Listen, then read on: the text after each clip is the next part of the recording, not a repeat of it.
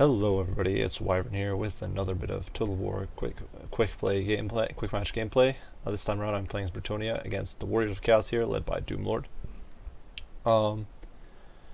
And on the map chosen is Altdorf Outskirts. I do believe it's the same map you get for one of the Volkmar quests. So yeah, let's see. So I'm going to go over the layout and deployment and what I ran and why. So as you might remember from one of my other recent videos, I did a match against Brettonia's Chaos, and it was fairly one-sided. And I did make some comments about what a potential useful lineup for Brettonia is. So the moment I saw that my opponent was running Chaos, I just had to give it a shot, try out some sort of Brettonia build, and see what could possibly work against Chaos. As you can see, my front line, I decided to run the Fan Enchantress. I'm sorry, Fan Enchantress over here. She does have she does have everything except for the ability that reduces ability damage. Your units or spell damage that your units are taking in an area around her, because I'm short of points to get Grail Knights or Grail Guardians, and then I've taken off most of the Lure of Life except Earthblood and this other one, and Regrowth. I'm mostly going to be using Earthblood in this game though. Then for frontline, I've decided to run a mix of men-at-arms with polearms and foot squires. Chaos does tend to bring a lot of armored infantry, and so this is, in my opinion, and a lot of monsters units. So this nice mix of anti-large and anti-infantry with all of the units having armor piercing, I think is pretty solid. I did take a Grail Relic, obviously, to stiffen up the front line, as we discussed in the last video. It's rather important for Brettonia to be able to stiffen up its front line. I decided for my range support I brought 2 units of Peasant Bowmen with Pox Arrows just to kind of soften up enemy units, slow them down, make them hit a little weaker, that sort of stuff. For cavalry, not too heavy into it, but 2 units of Questing Knights because they do bring armor piercing to the field with decent melee stats, and just will tear up Chaos Infantry pretty effectively. Especially their armored infantry. Then, of course, the bodyguard, the Fan Enchantress. I did bring Grail Guardians. They kind of hit like a wet noodle, but they're very tanky. They have some built-in physical resistance, I believe. It's 20%, and 120 armor and shields. So they're very, very resilient. And with Fan Enchantress's support, practically indestructible. My opponent, though, brought a bit of build. I'm going to start it here because the game is a rather slow start. My opponent did bring a somewhat strange build, or build I didn't expect. He brought a lot of Chaos Marauders.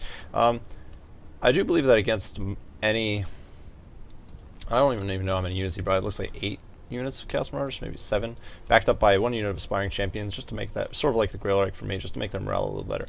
I think that what my opponent might have been thinking is that the Chaos Marauders will trade pretty well with Brettonian infantry, 1-to-1. I don't know if they'll win, but they'll trade fairly effectively. And he was probably hoping to win the cavalry battle, and as you can see, he went very heavily into this. He brought a Chaos Sorcerer of Death, not bad, Fate of Buna and Spirit Leech, very strong picks.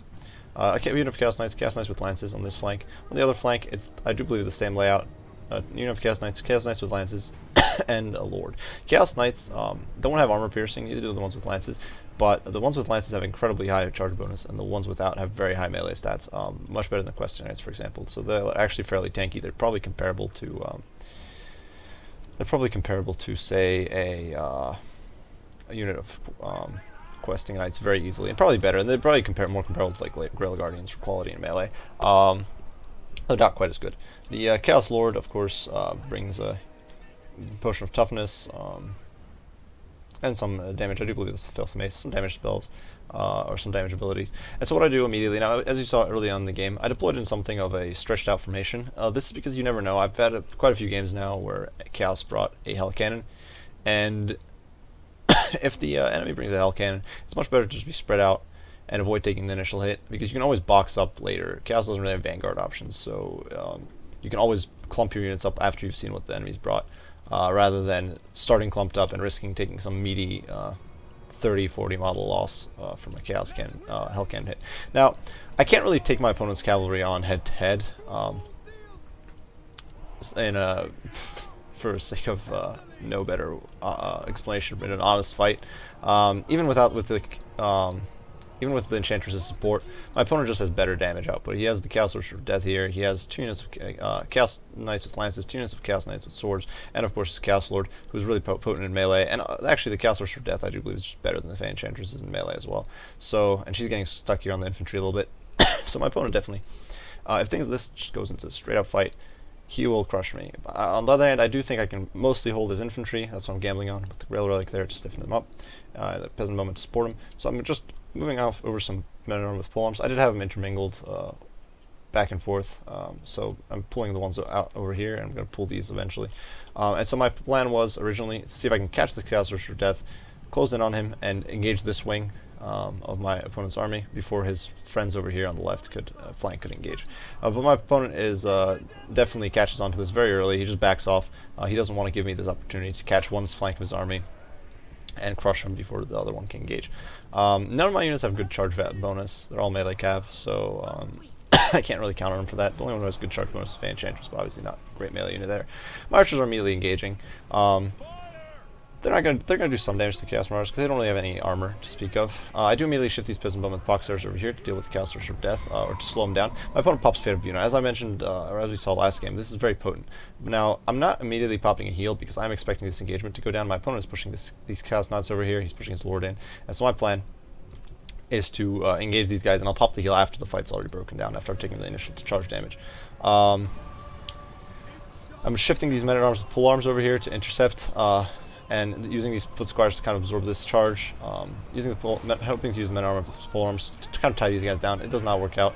My opponent just kind of bypasses me. At the same time, though, I'm tying down this flank. These Chaos Knights have already taken quite a bit of damage with the Chaos Lord pops stand or die. Of course, the Fan Enchantress has that aura that just causes constant damage. The Quest Knights haven't taken too many hits by being losses by being hit by Fate of Buna. Now they're being healed by Earthblood. Unfortunately, my opponent does get into my archers, but while he's off slaughtering my archers with his Chaos Knights, I'm actually, these knights aren't fighting in the melee. Now they do close in and they encircle me. I drop a chalice of potions on these guys. It doesn't do too much damage. I also pull these men-at-arms off the flank. I know that I'm going to be okay, at least for a little bit, because of the Grail Relic. So I pull that. Now I've got these Chaos Knights encircled, and I'm getting them in the back with the Halberds. Obviously the Halberds don't have the best of melee attack, but they will do some damage, and they definitely have this pretty hefty bonus against large. Over here, Halberds are chasing around the Wizard. They're not going to be able to catch him, really, but definitely can give it a shake. As you can see, the Foot Squires are doing really well against the Chaos Marauders. Against any other Brettonia infantry, Chaos Marauders I think will do okay, but not against Foot Squires. Foot Squires have a very solid chunk of armor, 70.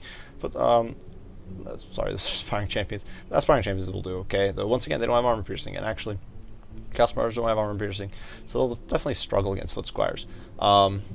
And even against the Halberds, because the Halberds do dish out, or the polearms, they do dish out armor-piercing damage, and with the Grail Relic, they just stiffen them up. As you can see, my morale is not dropping at all.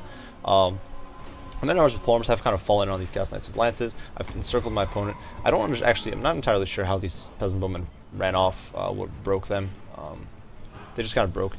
And so what I'm doing now is I'm just trying, this kind of fight over here is just broken down into a total slaughter. Just back and forth, but I have healing on my side. My opponent does pop another Fate of Buna here, and I think the Fate of Bunas are definitely a good pick.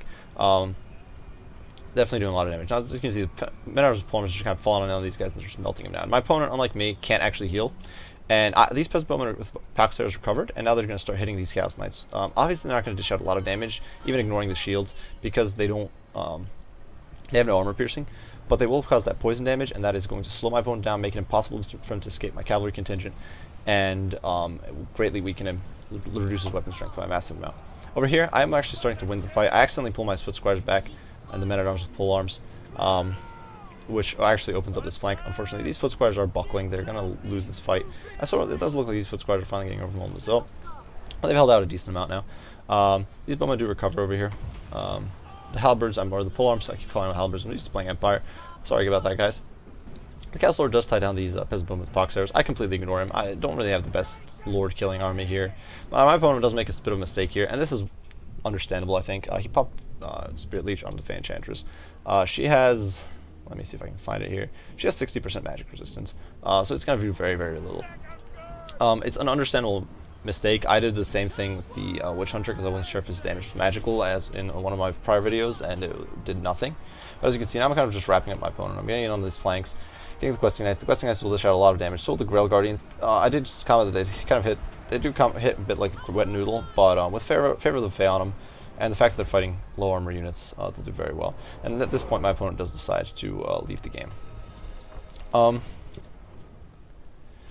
As you can see, the losses were definitely in my favor, and I think this showed like what a solid build against Chaos can be for Brettonia. There were some iffy things here and there. I definitely didn't have much of anti-large, or fast anti-large. I didn't have much flexible anti-large. I didn't really have many heroes. I was really relying on the Grail Relic. My opponent had dropped his Spirit Leeches on the Grail Relic. He might have been able to get a bit more, or send his Sorcerer of Death after it. Might have been able to get a much better performance there. Chaos Marauders traded okay, actually, even though they were fighting men-at-arms with like higher tier Brettonian infantry, which is significantly more expensive. They definitely didn't do terrible. The Spawning Champions didn't do all that great, but they're just stiff in the front line. As you can see, Fanchantress obviously not too many kills. She maybe got a handful of melee kills. She dropped potion and Chalice of Potions, so not the biggest thing in the world, but those heals are amazing. And plus the constant drain on enemy HP is just slowly drags off enemy, just slowly kills your enemies. What's important to see here is that definitely the heals did a massive amount of work. Questing Knights and Grail Guardians, while definitely not terrible in melee against Cav after the initial charge, are not ideal anti-Cav units. Neither are the Chaos Knights, but as you can see, my opponent's cavalry got 26, 17 kills, so 43 kills between them. I actually got well over that with the Grail, and of course a handful of this will be infantry, but as you can see, the Grail Guardians, the Questing Knights, 2 units of Questing Knights actually traded very efficiently with his cavalry, despite being outnumbered by a little bit, and being a cheaper investment, not by much, but definitely a cheaper investment.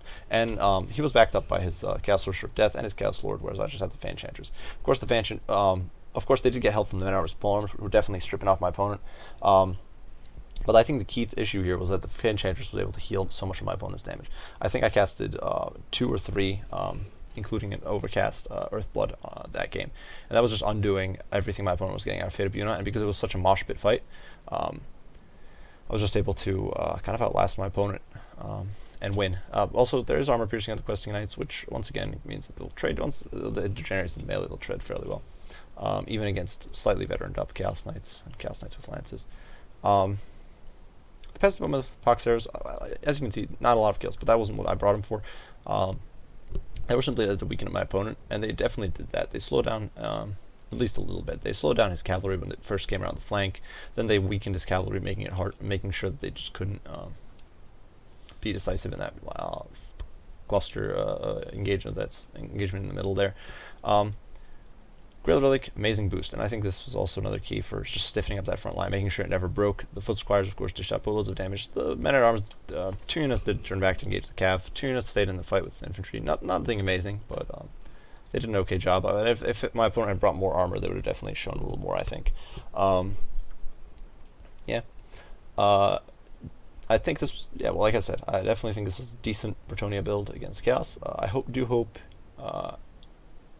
that it can inspire some of you guys, maybe give you some ideas. Definitely there were some things I might have tried differently. I was thinking about bringing either Pegasus Knights or Hippogriff Knights, but then decided to go for the cheaper route, since Chaos is usually pretty melee intensive, and so you don't really need that much mobility. They'll come to you, in my opinion. Definitely thanks to Doomlord for this fun game. I do hope you guys enjoyed. If you like this video, feel free to hit like or subscribe down below.